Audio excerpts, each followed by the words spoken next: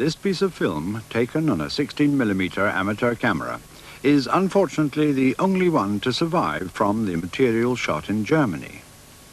Unity's film doesn't cover Hitler's arrival in England. With radar not yet invented, it would have been comparatively easy to fly in secretly to some remote airstrip. Or were strings pulled at a high level to allow Hitler to enter by one of the Channel ports? We may never know.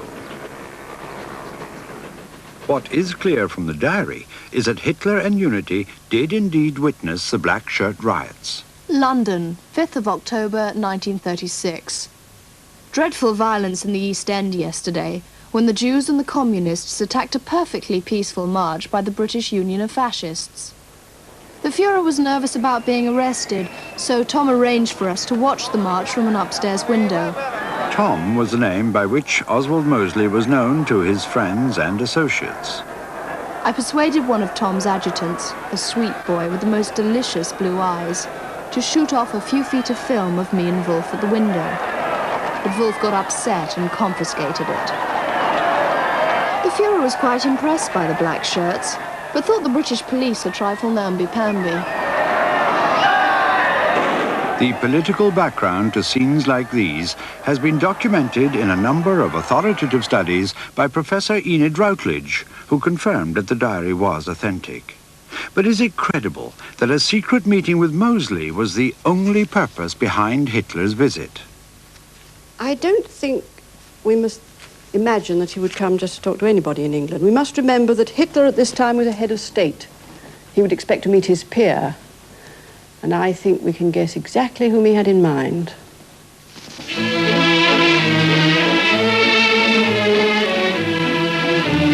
The garden party this year was a royal reception, but owing to the mourning for the late king, there will be no courts this year. While still Prince of Wales, Edward VIII had scandalized popular opinion by making a speech apparently sympathetic to Nazi Germany.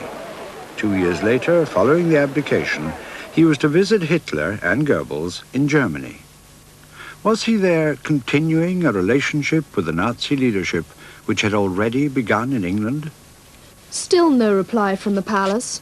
Why is the king being so dreadfully standoffish? Doesn't he realize that he's the one person who can make Baldwin see sense? Oh, if only Baldwin would understand how much we have in common with the Germans. Then together we could put paid to that sewer Stalin. With the growing constitutional crisis over his relationship with Mrs. Simpson, the king must have had other things on his mind. More than ever, he was the focus of world attention.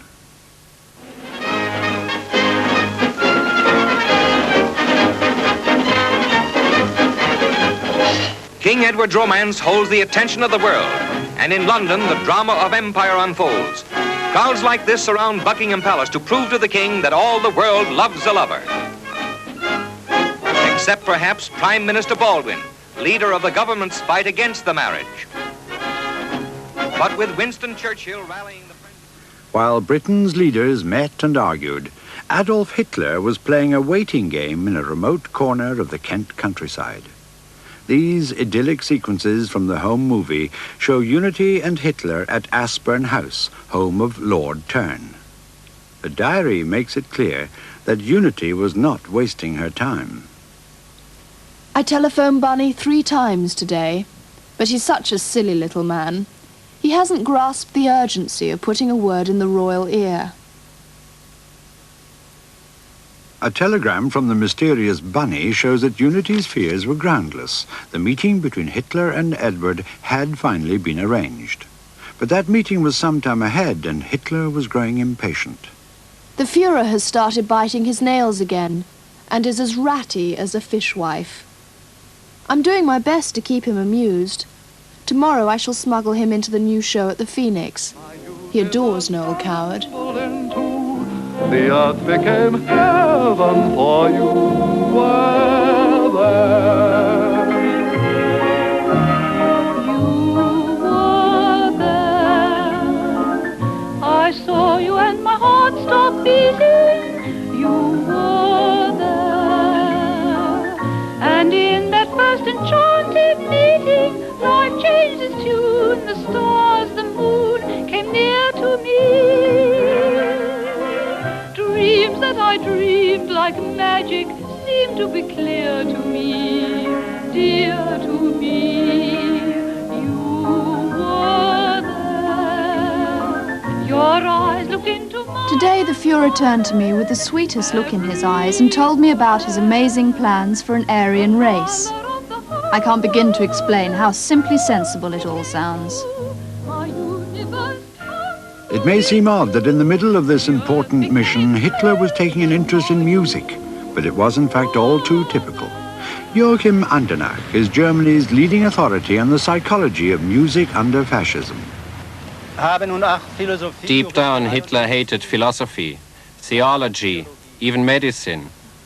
In fact, any rigorous intellectual discipline. Fascism worked through the emotions, and that's where music came in. In Hitler's case, when he said quietly, listening to music, he was in fact at his most dangerous. During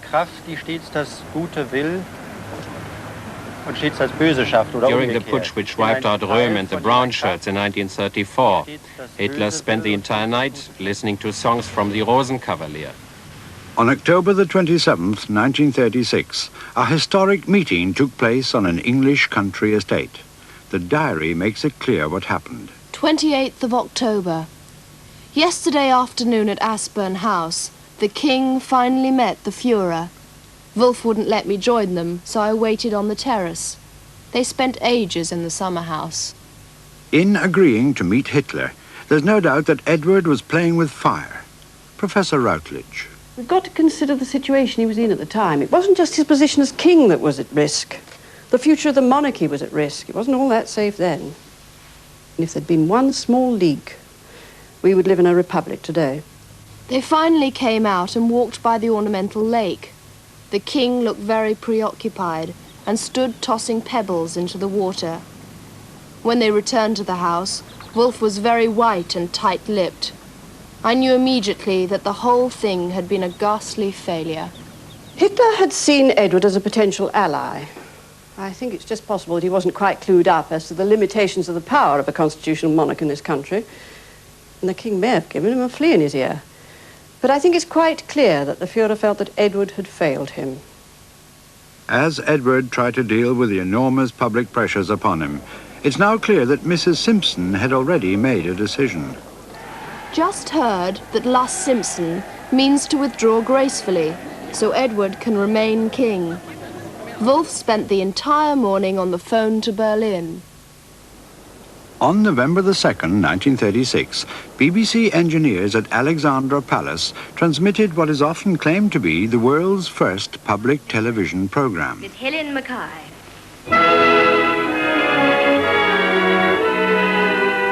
Looking at you from out of the blue. Don't make a fuss, but settle down and look at us. Curiously, Unity seems unaware that the world's first public television transmissions had begun in Berlin the previous year. November the 3rd. How foolish I have been. I had thought the Fuhrer would be amused by the new British invention of television. I was wrong. It's clear from this piece of film that Hitler was not amused by the BBC's dubious claims. He was not a man to forgive easily.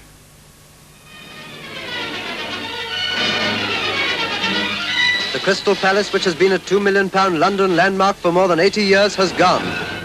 This is all that was left of the Exhibition Palace, whose name and fame were known throughout the world.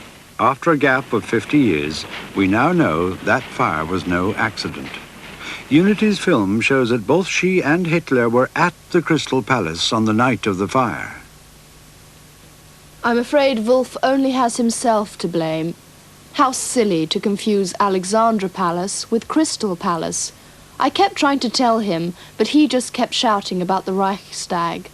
However, the Fuhrer doesn't seem at all put out by his mistake. He muttered something about it being nothing compared to what he'd do to London if he had to. The ruins of the Crystal Palace were still smouldering as the House of Commons assembled to hear a statement released by the King. After long and anxious consideration, I have determined to renounce the throne, and I am now communicating this, my final and irrevocable decision. Unity's diary entry for December the 11th, 1936, reveals for the first time Hitler's connection with the abdication of Edward VIII and sheds new light on newsreel film shot earlier that year at Mrs. Simpson's residence in Cannes. Edward will soon be on his way to France, where the woman he loves has been waiting in that dreary villa. Unity's diary had earlier made it clear that Mrs. Simpson had decided not to marry